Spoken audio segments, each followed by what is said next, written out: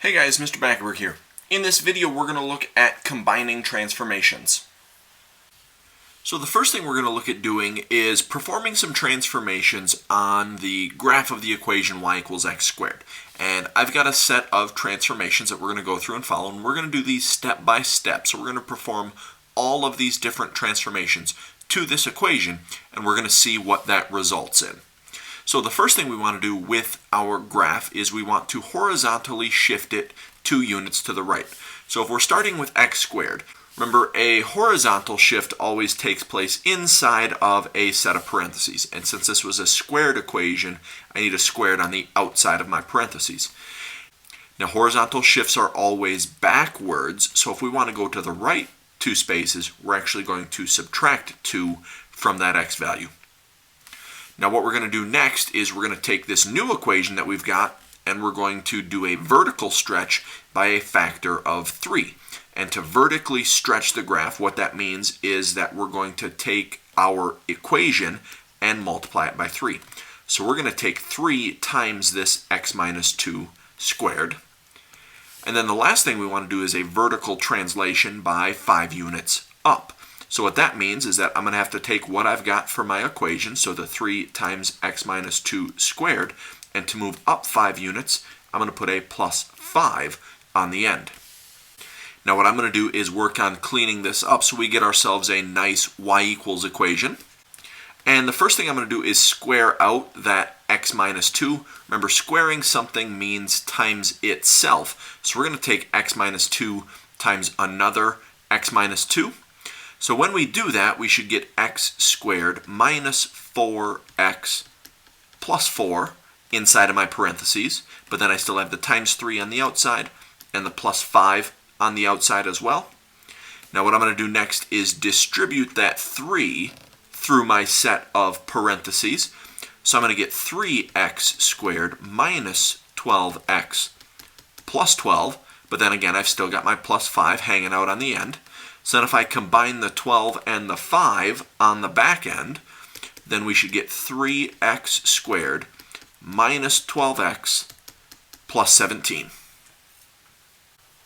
Now we're going to look at exactly the same equation, y equals x squared, and exactly the same transformations, but we're going to do them in the reverse order and see how that affects the equation.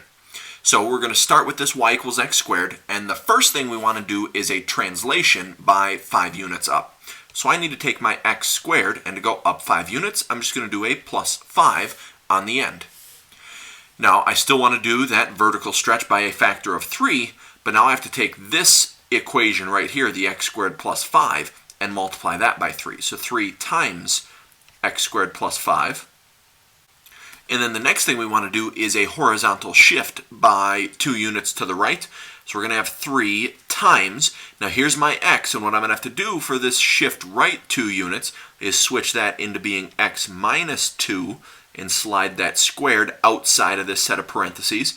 But then we've still got our plus 5 hanging out on the back end. Now I'm going to start cleaning this up again, and I'm going to start by squaring the x minus 2. So when I do that, I should get x squared minus 4x plus 4. Then we've got our plus 5 inside of that larger set of parentheses with our 3 on the outside. Now I'm going to distribute this 3, and I'm going to have to distribute it to everything.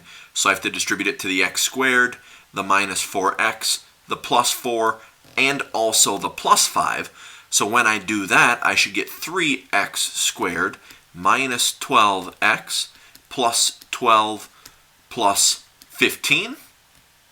And then if we combine like terms with the 12 and the 15 on the end, I should get the equation y equals 3x squared minus 12x plus 27. So we did end up with a slightly different equation at the end by doing these transformations in a different order. So we can conclude that the order that we do the transformations in is very important to what the graph is going to look like. Now we're going to look at transforming an actual graph geometrically. So this graph on the far left-hand side is just some general equation. So I'm just going to call it y equals f of x. But there are some points that are highlighted on here that I want to talk about. So this point on the left-hand side is at negative 2, 0. This point up at the top of my curve up here is at 0, 2. And this point on the far right-hand side is at 4, 0.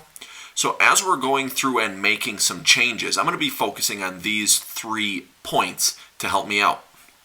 And the first change that we're going to make is we're going to look at y equals 2 times f of x. So multiplying our entire function by 2 means that we're going to stretch this graph twice as tall. So what we're really going to be affecting is the y values from all of these ordered pairs. So what I'm going to do is take all of the y values and multiply them by 2. So if I look at this first point and I multiply the y value by 2, that doesn't change at all. So that point is still going to stay at negative 2, 0. But if I look at this second point up here at 0, 2, and I multiply the y value by 2, then I'm going to get the point 0, 4. And then if I take 2 times this last y value here where we've got 4, 0, well 2 times 0 is still 0, so that point is going to stay at 4, 0. So our graph got twice as tall because of that times 2. Now the next thing we're going to do is we're going to take that blue graph that we just ended up with. So we're going to have y equals 2 times, but now I'm going to perform a horizontal shift. And I'm going to shift this graph left by 1 unit. So that's going to be x plus 1 inside of my parentheses. So I need to take all of these points that we were just talking about and shift them 1 unit to the left. So this point, instead of being at negative 2, 0, is going to end up being at negative 3, 0 because we're shifting that 1 left. This point up at the top of my curve, instead of being at 0, 4, I'm going to shift it left 1 space to be at negative 1, 4. And this point on the far right-hand side, instead of being at 4, 0, if we shift it left 1 space, then it should end up being at 3, 0. And then the last change that I want to make with this green graph is I want to take what we've got, so y equals 2 times f of x plus 1, but now I want to shift that graph down by 3 spaces, so I'm going to throw a minus 3 on the end.